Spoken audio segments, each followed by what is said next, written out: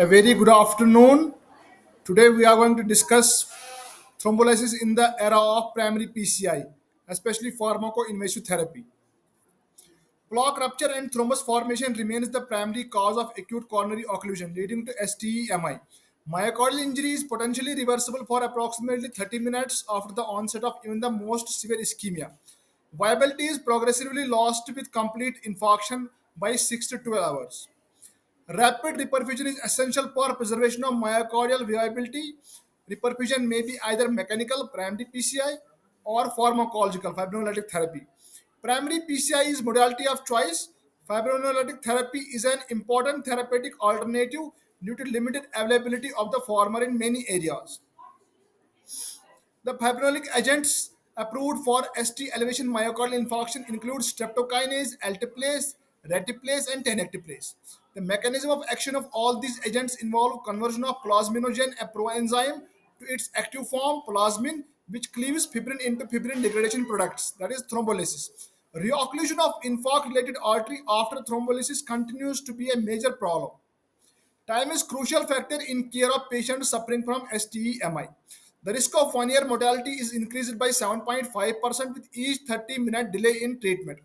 A delay in undergoing primary PCI greatly reduces the benefit from this invasive procedure. PCI after thrombolysis can be done in three forms: rescue PCI, facilitated PCI, or pharmacoinvasive therapy. Rescue PCI is performed urgently if thrombolysis fails. It can be done when there is persistent hemodynamic or electrical instability, persistent ischemic symptoms, or failure to achieve 50% ST segment resolution at 60 to 90 minutes after infusion initiation. Rescue PCI in this event is established therapy. A meta-analysis has shown that rescue PCI was associated with 30% reduction, 36% reduction in risk of death, and 28% reduction in risk of heart failure compared with the conservative group. Facilitated PCI in this strategy of thrombolysis is facilitated PCI is a strategy of thrombolysis immediately followed by PCI with a planned door to balloon time of 90 to 120 minutes in patients with STEMI. PCI is done within 2 hours of thrombolysis in this strategy. In the meta-analysis by Keeley et al., increased rates of adverse events were observed when thrombolytic therapy was used to facilitate PCI. Urgent target vessel revascularization and major bleeding rates were also more with facilitated approach. Immediate PCI after thrombolysis is detrimental.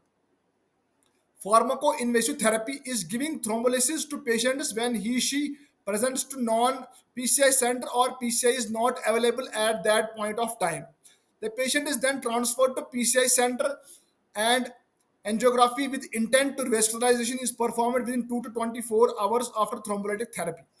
Time to PCI after thrombolysis is longer than facilitated PCI. Trials in favor of pharmacoinvasive therapy.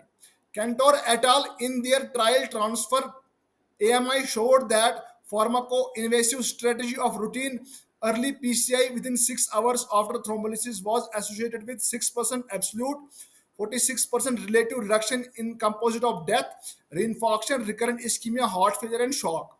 The pharmacoinvasive strategy was not associated with any increase in transfusions, severe bleeding, intracranial hemorrhage, despite high use of GP second B third A inhibitors. Borgia et al. In meta-analysis, Larson et al. And Sim et al. As a part of common investigation. All these have found that there was no significant difference in 30-day mortality, major bleeding, or infarction ischemia in patients receiving pharmacoinvasive strategy compared with patients who presented directly to PCI center. Reset guidelines about STEMI management.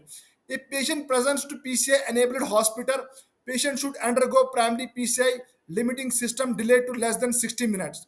If patient presents to non-PCI capable center and can be transferred to PCI capable center and PCI can be performed within 120 minutes of initial presentation, then the patient should be immediately transferred for primary PCI. If transfer and PCI is going to take more than 120 minutes from initial presentation, then patient should be thrombolized immediately at initial center and then transferred to PCI enabled center for invasive therapy. It has been given class 1 recommendation level of evidence is A. Angiography and PCI of infarct-related artery, if indicated, is recommended between 2 to 24 hours after successful thrombolysis. Comparison of different thrombolytic agents: streptokinase, alteplase, reteplase, and tenecteplase.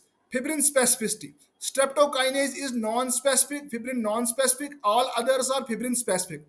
Systemic fibrinogen depletion is marked with streptokinase mild, moderate, and minimal with tenecteplase.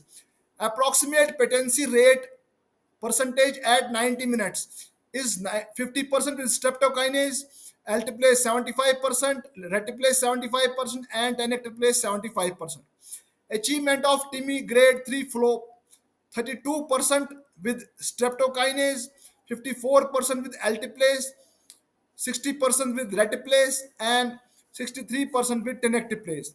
Bolus administration is available for reteplase and tenecteplase. As for dosage is concerned, for streptokinase, 1.5 million units given as an intravenous infusion over 60 minutes. Alteplase not much used nowadays for STEMI. Reteplase 2 10-unit boluses each over 2 minutes are given 30 minutes apart. Tenecteplase 30 to 50 mg based on the weight. 0.53 mg per kg over 10 seconds. Allergic reactions are seen with streptokinase. Take home message: although primary PCI is preferred treatment for STMI, it is not a feasible option for many. Pharmaco-invasive strategy may successfully alleviate the logistic or geographical barrier for primary PCI in treatment of acute STMI, particularly in the developing countries like India. Outcomes are better than conservative approach or rescue PCI after thrombolysis and are similar to primary PCI. Thank you very much.